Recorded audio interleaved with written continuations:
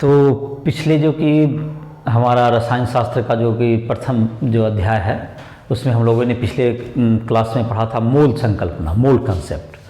तो मोल के कुछ क्वेश्चंस वगैरह का तुम लोगों ने प्रैक्टिस भी किया होगा। और मोल का जैसे कि पिछले लेक्चर में हम लोगों ने कुछ जानकारी दी थी कि एक मोल में कितने होते हैं अणु, परमाणु या आयन कितने होते हैं। एक मोल इक्वल्स टू एवोगाड्रो संख्या याद होगा कितना होता है 6.022 गुना 10 पावर 23 याद होगा। ये अणु परमाणु जो भी है इसका होता है। इसके कुछ क्वेश्चंस वगैरह भी मैंने बताए थे एक मोल में। और एक और भी इसके साथ एक मोल में इसको एवोगाड्रो कहते हैं। इसके अलावा एक आध लाइन और भी था जो कि काफ़ी इंपॉर्टेंट था। वो कुछ इस तरह से मैंने कहा था, एक कार्बन परमाणु का द्रव्यमान, एक कार्बन, या इसको यहां लिखते हैं, एक C12 परमाणु का द्रव्यमान बराबर कितना होता है बता सकते हो 12U। और एक मोल कार्बन परमाणु का द्रव्यमान बराबर 12 ग्राम। तो ये हो गया तुमको 12U। एक कार्बन परमाणु है तो उसका द्रव्यमान हो गया 12U और एक मोल कार्बन परमाणु तो उसका द्रव्यमान हो गया 12 ग्राम।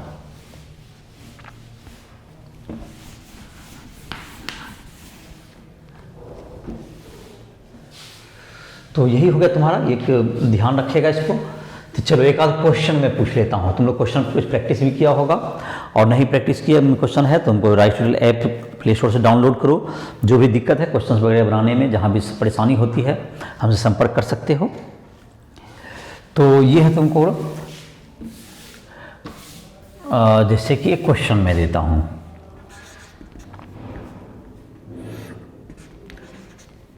अठारह ग्राम जल में कितने इलेक्ट्रॉन होते हैं। कितने इलेक्ट्रॉन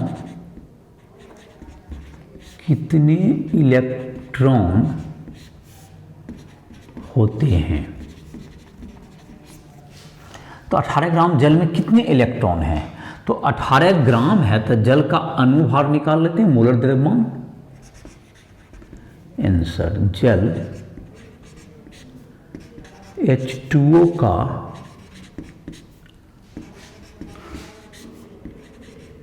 मोलर द्रव्यमान बराबर 1 गुना 2 जोड़ 16 बराबर 18 ग्राम। तो 18 ग्राम हो गया इसका मोलर द्रव्यमान। तो मोल की संख्या क्या हो गई तुम्हें 18 ही हो गया। H2O के मोलों की संख्या बराबर दिया गया द्रव्यमान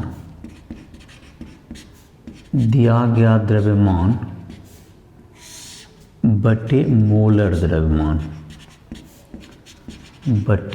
द्रव्यमान बराबर 18 बटे 18 बराबर 1। तो एक मोल है तो इसमें कितने अणु हो गए। एक मोल में एवोगाड्रो नंबर तो अणुओं की संख्या कितनी हो गई।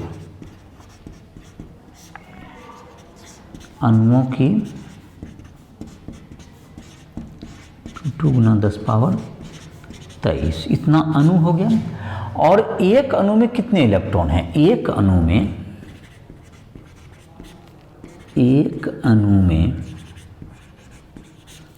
इलेक्ट्रॉनों की संख्या बराबर 1 गुना 2 जोड़ 8 बराबर 10। तो एक अणु में देखो, एक हाइड्रोजन में कितना इलेक्ट्रॉन, हाइड्रोजन का परमाणु द्रव्य संख्या 1 है तो एक परमाणु संख्या के बराबर होता है इलेक्ट्रॉन की संख्या। तो इसमें हाइड्रोजन में कितने इलेक्ट्रॉन हो गए 2 इलेक्ट्रॉन। और एक ऑक्सीजन का परमाणु संख्या कितना होता है 8, तो उसमें 8 इलेक्ट्रॉन हो गए, तो कुल 10 हो गए। तो कुल इलेक्ट्रॉनों की संख्या कितनी हो गई। तो कुल इलेक्ट्रॉनों की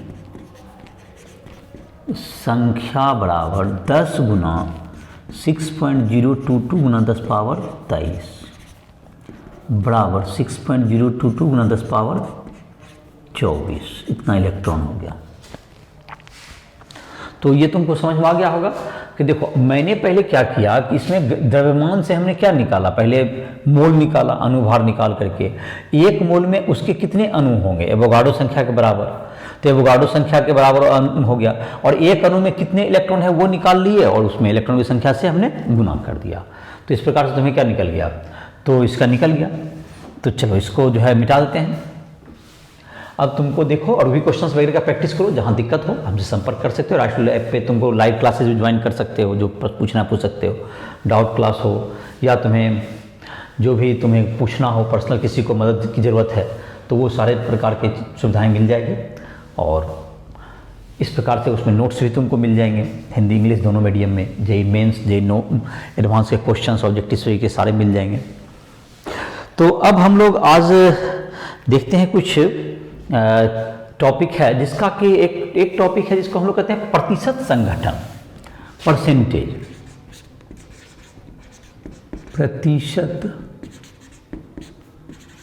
संघटन।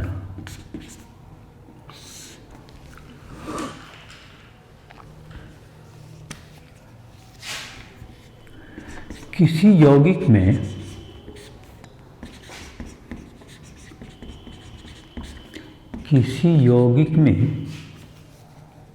उपस्थित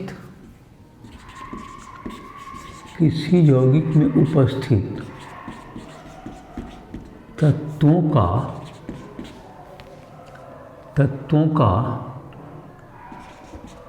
प्रतिशत द्रव्यमान उसका प्रतिशत संघटन कहलाता है। प्रतिशत संघटन कहलाता है। तो क्या हो गया कि किसी अणु में जो कि उसका द्रव्यमान का जो होगा, उसके तत्व का, किसी यौगिक में क्या हो गया, तो किसी यौगिक में बहुत से तत्व होते हैं, तो प्रत्येक तत्व का अपना द्रव्यमान का एक अनुपात होगा या उसका प्रतिशत होगा, उसे क्या कहेंगे, प्रतिशत संघटन कहेंगे।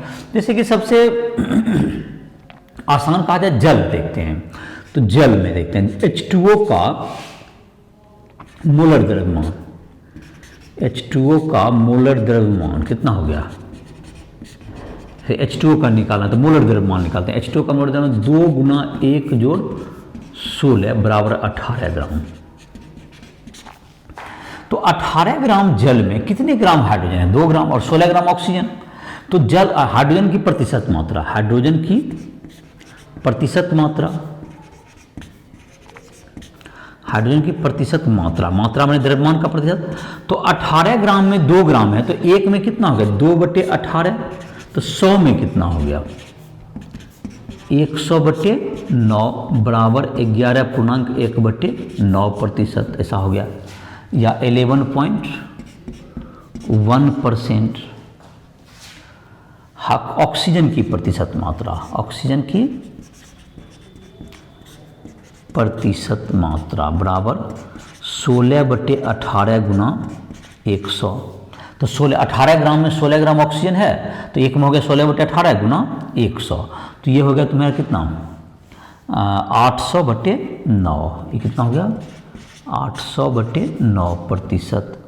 तो 9 8 72, तो 80, 88.8 या 9%। तो ये तुम्हारा क्या होगा, द्रव्यमान जल का प्रतिशत संघटन निकल गया। ये 11.1% हो गया किसका, हाइड्रोजन का, और 88.9% हो गया ऑक्सीजन का। तो इसमें क्या किया, तो किसी का प्रतिशत संघटन निकालना तो क्या करोगे, जल में का जैसे उसका अनुभार निकाल लोगे, उसके अनुभार में से हाइड्रोजन का, जैसे कि यहाँ पे था 2, पहला तत्व का 2 ग्राम है, दूसरा का 16 ग्राम है, तो 18 ग्राम में 2 ग्राम हो गया हाइड्रोजन का, तो हाइड्रोजन 2/18 गुना 100, फिर 18 में 16 ग्राम हो गया ऑक्सीजन का, तो प्रतिशत मात्रा निकल गया इसका। तो समझ में आ गया होगा तुमको। अब है तुमको अगला है, इसी टाइप का एक आध क्वेश्चन और बना सकते हो, तो आसानी से बना सकते हो, लिख लो उसका परिभाषा, और एक क्वेश्चन और दे देते हैं, देखो बनाओ।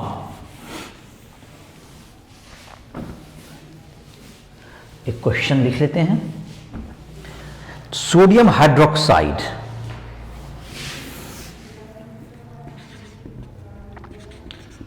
सोडियम हाइड्रोक्साइड, सोडियम हाइड्रोक्साइड का प्रतिशत संघटन ज्ञात करें, संघटन ज्ञात करें। तो सोडियम हाइड्रोक्साइड का क्या होगा सूत्र, NaOH, सोडियम हाइड्रोक्साइड का सूत्र हो गया NaOH, NaOH का अनुभार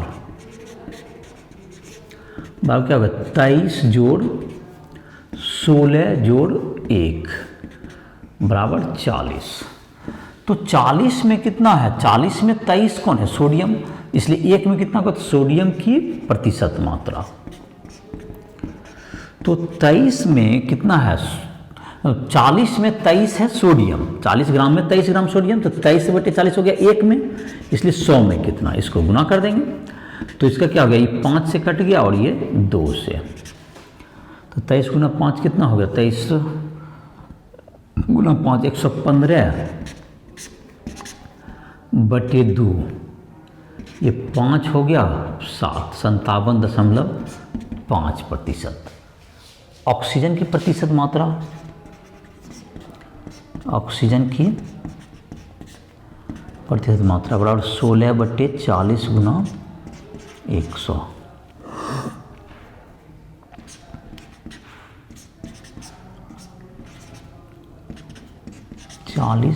%। हाइड्रोजन की प्रतिशत मात्रा बराबर कितना हो गया, 1/40 गुना 100, 5/2 बराबर 2.5%। तो ये समझ में आ गया होगा कि 40 ग्राम में 1 ग्राम हाइड्रोजन है, तो 1 में कितना हो गया, 1/40 गुना 2, तो सबका जोड़ है 100% पुड़ जाना चाहिए, पुड़ जाएगा, जोड़ के देख लो। तो ये तुम्हारा क्या होगा, इस ढंग से निकाल सकते हो, किसी की प्रतिशत मात्रा निकाल सकते हो, समझ में आ गया होगा। अनुभार निकाल लो, अनुभार सबका परमाणु द्रव्यमान अगर याद होगा तो अनुभार निकाल ही सकते हो, कुछ प्रैक्टिस का ये अनुभार का याद कर लेगा। यानी कॉपर का कितना होता है 63.5, तो सबका परमाणु द्रव्यमान तुमको याद करेगा लिस्ट से, जो कि तुम्हारा कोई भी किताब में होगा। तो इसको भी डालते हैं।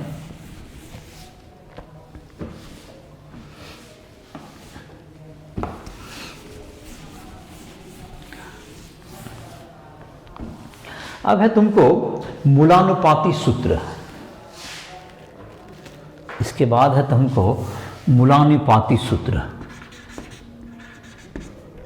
मूलानुपाती सूत्र, इसको इंग्लिश में कहते हैं इंपीरिकल फार्मूला, इंपीरिकल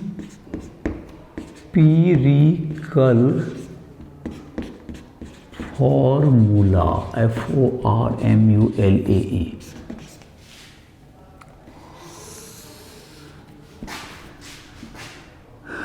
किसी यौगिक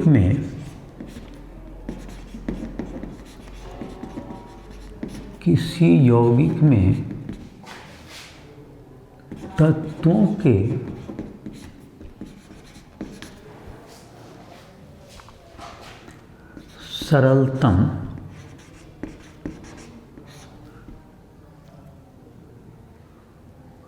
सरलतम अनुपात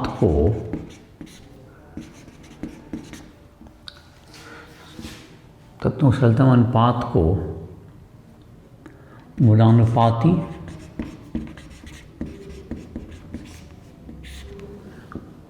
सूत्र द्वारा, मूलानुपाती सूत्र कहते हैं। किसी अणु में जो तुमको तत्व का जो होगा, किसी यौगिक में तत्व का जो प्रतिशत, जो सरलतम अनुपात होगा, वह उसका क्या कह रहा है, जो सूत्र क्या बताए, जो सूत्र की किसी यौगिक में, इसको परिभाषा को फिर से लिखते हैं। चलिए, इसको परिभाषा ठीक नहीं है, इसको फिर से लिखते हैं।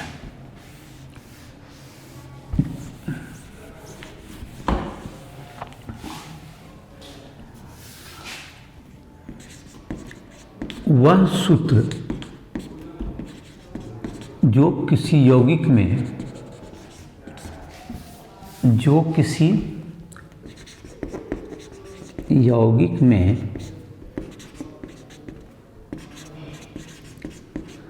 तत्वों के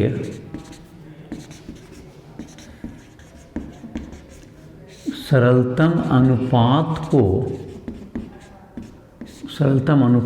को प्रदर्शित करता है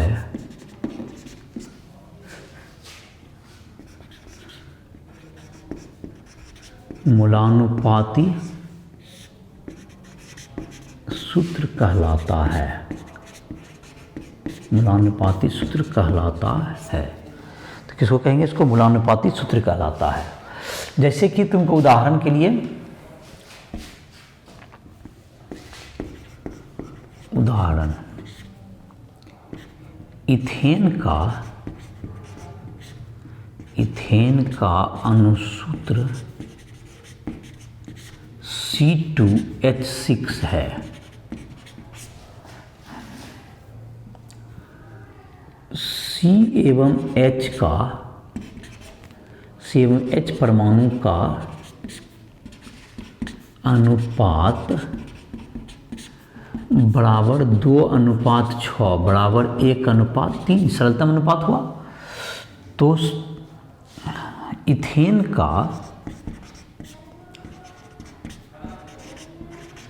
मूलानुपाती सूत्र, एम्पिरिकल फार्मूला जिसको कहते हो, बराबर क्या होगा? कार्बन का 1, हाइड्रोजन का 3, CH3। कार्बन का 1 और हाइड्रोजन का 3, तो CH3 हो गया। इसी तरह से इथीन का अणुसूत्र हो गया C2H4। तो इथीन का मूलानुपाती सूत्र बराबर CH2। इथीन का मूलानुपाती सूत्र हो गया CH2। तो चलो यही हो गया तुम्हारा। तो ये समझ में आ गया आपका कि मूलानुपाती सूत्र क्या होता है? सरलतम अनुपात होता है। अब इसे कि फेरिक ऑक्साइड का अणुसूत्र देखते हैं। फेरिक ऑक्साइड का अणुसूत्र क्या होगा? देखो, फेरिक ऑक्साइड का अणुसूत्र, फेरिक ऑक्साइड का अणुसूत्र बराबर Fe2O3। तो फेरिक ऑक्साइड का तो क्या हो जाएगा? तो फेरिक ऑक्साइड का मूलानुपाती सूत्र कितना होगा? मूलानुपाती सूत्र भी यही हो जाएगा, क्योंकि इससे सरलतम अनुपात नहीं हो सकता। तो यही अणुसूत्र और मूलानुपाती सूत्र क्या होगा? इसका सेम हो गया, क्योंकि इससे Fe2O3 2:3 है। इससे पूर्ण संख्या में कोई सरलतम इससे अनुपात नहीं होगा, तो इसका सूत्र यही रह गया। तो इस तरह से क्या कर सकते हैं? जिसका भी अणुसूत्र और क्या कहते हैं अणुसूत्र भी क्या हो सकता है? मूलानुपाती सूत्र हो सकता है। तो इसका गुणक मतलब कि जो है कितना होगा? तो अनुपात ये कोई जरूरी नहीं, जो सरलतम है उससे, जैसे प्रोपेन होता है, प्रोपेन का सूत्र होता है C3H8। तो अब और उसे सरलतम नहीं कह सकता, तो प्रोपेन का अणुसूत्र और क्या हो गया तुम्हारा? मूलानुपाती सूत्र समान हो जाएगा। तो इस प्रकार से मूलानुपाती सूत्र सरलतम अनुपात है। अगर उससे सरलतम और नहीं हो सकता तो दोनों सूत्र समान भी हो सकते हैं, चाहे किसी में 2 से भाग देना पड़ेगा, किसी में 3 से भाग दे दिया, अनुपात को सरलतम कर ले। तो मूलानुपाती सूत्र समझ में आ गया और अणुसूत्र में दोनों संबंध समझ में आ गया होगा। जो सरलतम अनुपात होगा वो क्या कहलाएगा? एम्पिरिकल फार्मूला कहलाता है उसका तत्व का। अब हम लोग इसको नोट कर सकते हो। अब है तुमको हम लोग एक देखेंगे प्रतिशत संघटन के अगर दिया हुआ है किसी तत्व का, तो उसका जो है मूलानुपाती सूत्र कैसे निकालेंगे। जैसे एक क्वेश्चन के द्वारा ही से देखते हैं।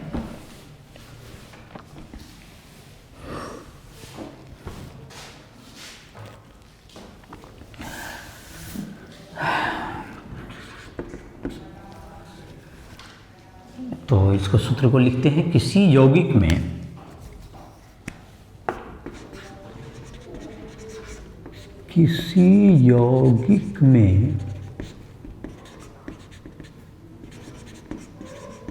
कार्बन 75% एवं शेष हाइड्रोजन है, शेष हाइड्रोजन है, इस यौगिक का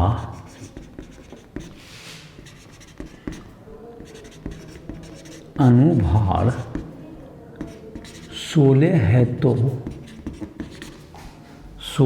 तो मूलानुपाती सूत्र एवं अनुसूत्र ज्ञात करें। तो कितना हो गया इस यौगिक का जो है तुमको क्या निकालना है, मूलानुपाती सूत्र और अनुसूत्र ज्ञात करना है। जब इसका क्या होगा तुम्हें, इसका जो है तुमको दिया हुआ है क्या चीज़, कार्बन और हाइड्रोजन का प्रतिशत मात्रा दिया हुआ है। देखो इसको सॉल्यूशन करते हैं। कार्बन की प्रतिशत मात्रा बराबर 75%, H की प्रतिशत मात्रा बराबर 100 - 75 बराबर 25%। द्रव्यमान का प्रतिशत है। और किसी में भी तुमको जो होता है, जैसे हम लोग कोई भी सूत्र लेते हैं, जैसे फॉर एग्जांपल C2H6 लिख रहे थे, तो ये 2:6 क्या चीज़ का अनुपात है, या तो परमाणु का अनुपात कहें, परमाणु का अनुपात कह सकते हैं, या मोल का अनुपात है। या तो ये परमाणु का अनुपात है या मोल का है, द्रव्यमान का अनुपात नहीं है। मतलब इसको ये नहीं कहते कि ये इसका 2 ग्राम इसका 6 ग्राम है, बल्कि 2 इसका परमाणु इसका 6 परमाणु से संयुक्त करता है। तो यहाँ पर या तो 2 मोल, तो 2 मोल कितना से करेगा, 6 मोल से। तो जाहिर है कि ये जो द्रव्यमान का प्रतिशत है, द्रव्यमान के अनुपात में नहीं हो सकता है इसका सूत्र। मतलब कहने का मतलब कि 75:25 जो है तो द्रव्यमान का अनुपात है, लेकिन हमको अनुपात होना चाहिए उसका क्या चीज़, मोल का अनुपात या अणु का अनुपात होना चाहिए। तो इसका मोल का अनुपात या क्या चीज का अनुपात होना चाहिए, इसका अणु का अनुपात। तो मोल का अनुपात निकलेगा तो वो जो मोल का अनुपात है वो किसका अनुपात भी हो जाएगा, अणु का अनुपात भी है, परमाणु का अनुपात भी हो जाएगा। तो इसमें क्या निकालना पड़ेगा, 75 ग्राम में मोलों की संख्या। इसका मोल 100 ग्राम, अगर यदि 100 ग्राम मिश्रण लिए तो 75 ग्राम और इसमें 25 ग्राम होगा हाइड्रोजन, 75 ग्राम कार्बन। तो कार्बन C एवं H के मोलों का अनुपात 100 में के स्केल पर ही लेंगे, मोलों का अनुपात बराबर क्या हो गया, C अनुपात H कर देते हैं, बराबर क्या हो जाएगा 75 मोल का द्रव्यमान से, परमाणु द्रव्यमान से भाग दे देंगे इसको, बराबर क्या होगा 25/1, यही अनुपात होगा। मतलब 75 ग्राम में 75 में 12 से भाग दे दे क्या हो गया, इसका ये कार्बन का मोल हो गया और ये किसका मोल हो गया, हाइड्रोजन का मोल हो गया। तो 75, तो इसमें अब इसको जो सरलतम अनुपात करना है, तो 75 है यहाँ 25 है, तो कितना भाग दें, 25 से भाग दे दो इसको, पूरा सरलतम ही हो जाएगा। तो सरलतम क्या जाएगा, 75 से मैं 3 से, तो 75 सरलतम करना है, अनुपात को सरलतम करते जाना है। तो 25 से दोनों तरफ भाग कर देते हैं, तो 25 से भाग कर दें कितना हो जाएगा 3/12। अनुपात इधर तो 1 हो गया कट के, 25 से भाग ही दे दिया, तो 3/1/4 अनुपात 1। तो ये जो तुमको अब 4 से गुना कर दो इसको सरलतम अनुपात में, तो 1 अनुपात ये क्या हो गया 4 हो गया। तो पहले क्या किया, सरलतम करने 25 से भाग दे दिए, तो 25 से भाग दिए तो 1/4 बच गया, ये 1/, फिर 4 से क्या कर दे गुना कर दिए। तो इसका मूलानुपाती सूत्र क्या हो गया, तो मूलानुपाती सूत्र हो गया इसका, मूलानुपाती सूत्र बराबर CH4 कार्बन का 1 तो 4 यहां अनुपात के आधार पर लिख दिए। तो मूलानुपाती सूत्र का द्रव्यमान, मूलानुपाती सूत्र भार बराबर कितना हो गया तुमको, कार्बन का 12 और जो 1 गुना 4 बराबर 16, तो ये 16 हो गया।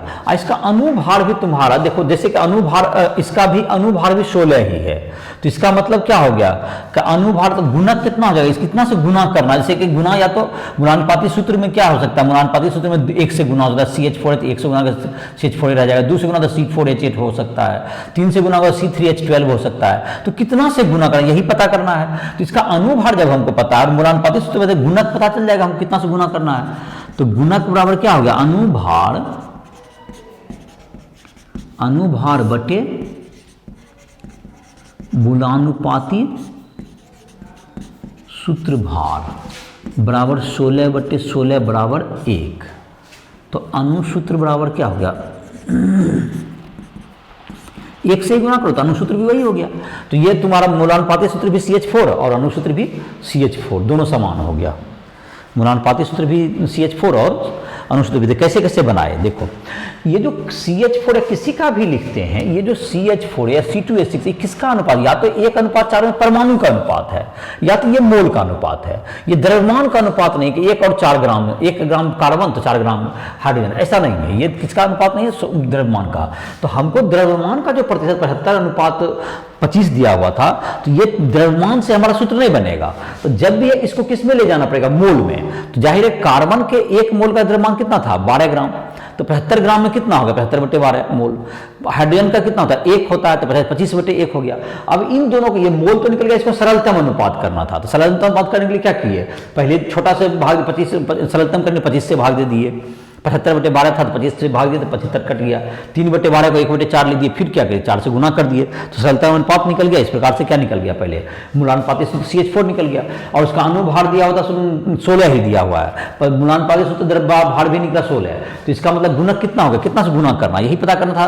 तो अनुसूत्र में कुछ से गुना करते हैं, जैसे कि जिससे कि हमको क्या निकल जाएगा, अनुसूत्र निकल जाएगा। तो इस प्रकार से क्या निकल गया, इसका निकल गया मूलानुपाती सूत्र और अनुसूत्र निकल गया। तो इसी प्रकार तुम क्या कर सकते हो, द्रव्यमान तुम निकाल सकते हो सबका। तो जैसे कि तुम्हारा है, एक क्वेश्चन है तुम्हारा, देखो एक दूसरा क्वेश्चन देते हैं।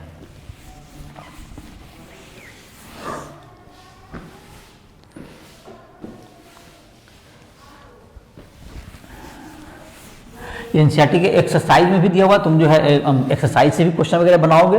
एक देखो एक्सरसाइज में तुमको दिया हुआ है क्वेश्चन, देखो उसी क्वेश्चन को देखते हैं।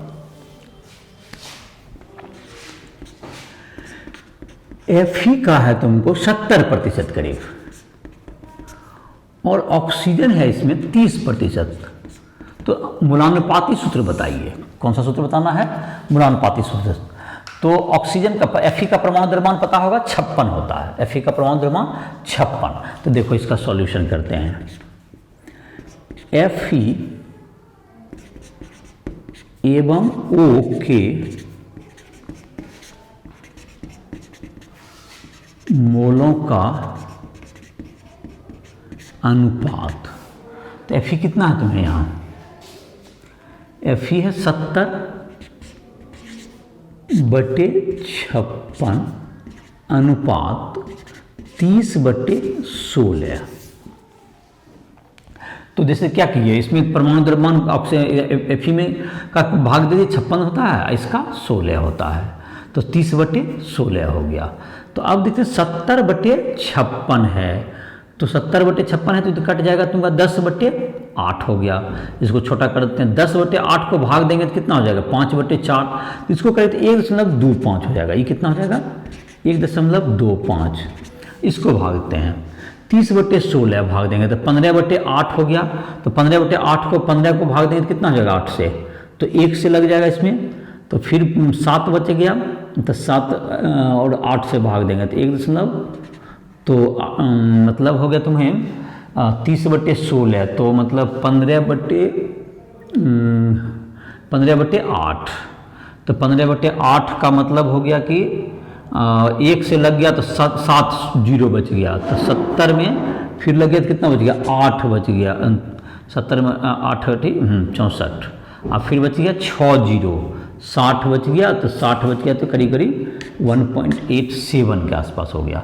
अब जो है इसमें क्या करते हैं, अभी तो सरलतम अनुपात नहीं हुआ अभी तक, इसमें 2:5 अनुपात है, इसमें 8:7, सरलतम नहीं हुआ। तो इसको क्या करते हैं, इसमें 2:5 से दोनों में भागते हैं, इसमें 2:5 से इसको भी भाग दे दिए, इसमें 8:7 को बटे इसमें 2:5, तो ये तो 1 बन गया, 1 अनुपात। इसको भाग देंगे तो ये बन जाएगा 1 से, इसमें 2:5 है तो 0.68, हाँ पूरे 1.5 आ गया। तो अभी भी ये इधर 1 और इधर 1.5 ही तो संख्या नहीं हुआ, तो इसको 2 से गुना कर दो। सरलतम अनुपातों को बनाने के लिए फिर क्या करते हैं, इसको 2 से गुना करते हैं, 1.5 दूनी 3 हो जाएगा, ये 1 गुना 2 हो गया। सरलता मूलानुपाती सूत्र क्या हो गया इसका, मूलानुपाती सूत्र। सरलतम अनुपात लेने के लिए जो गणित का जो सामान्य नियम है उसका प्रयोग करते गए, Fe2O3। अब बात रहा कि इसका अनुसूत्र क्या होगा। तो अब तो अनुभार तो इस क्वेश्चन में नहीं दिया हुआ है, लेकिन हम जानते हैं कि Fe की संयोजकता 3 होती है और ऑक्सीजन की संयोजकता Fe की ऑक्सीजन की संयोजकता 2 होती है और Fe की संयोजकता 2 या 3 होती है, तो यहाँ 3 है। तो जाहिर है कि ये तो इसका मतलब क्या होगा, संयोजकता के आधार पर देख सकते हैं, ये अनुसूत्र भी यही होगा। संयोजकता के आधार पर, संयोजकता के आधार पर अनुसूत्र बराबर भी क्या हो जाएगा, Fe2O3 होगा। Fe का क्या होगा संयोजकता 2, ऑक्सीजन का 2 और Fe का 3 होता है या 2 होता है, तो इसका फिर से तो इसका Fe2O3 अनुसूत्र भी हो जाएगा संयोजकता के आधार पर देखें तो इस प्रकार से क्या होगा, इसका मूलानुपातिक सूत्र भी निकल गया और अनुसूत्र भी निकल गया। तो क्या कर सकते हैं, इसको हम लोग इसको बना सकते हैं मूलानुपातिक सूत्र को। तो इस प्रकार से तुमको और भी प्रश्न होगा, एक एक्सरसाइज या क्वेश्चन बनाना शुरू करो, उसमें तुमको मूलानुपातिक सूत्र है, इन सबों के बारे में तुमको ये पता चल जाएगा। जिसका मूलानुपातिक सूत्र है, किसी में मोल का मान निकालना है, कुछ मोल के भी प्रश्न मैंने बताए। और कुछ अब जो प्रश्न तुम्हारा है, अब रासायनिक समीकरण पर आधारित कुछ गणनाएं हैं, उसके बारे में बताएंगे। तो कुछ मूलानुपातिक सूत्र का प्रयोग करो, निकालने की कोशिश करो। कोई एक्सरसाइज में भी क्वेश्चन दिया हुआ है, और भी जहाँ तक क्वेश्चन है किसी भी बुक से बना सकते हो, और क्वेश्चन बना करके जो भी दिक्कत आती है वो हमसे संपर्क कर सकते हो। इसमें तुम्हें जहाँ पे दिक्कत होगी उसमें मदद की जाएगी। इसी के साथ इस लेक्चर को समाप्त कर रहे हैं।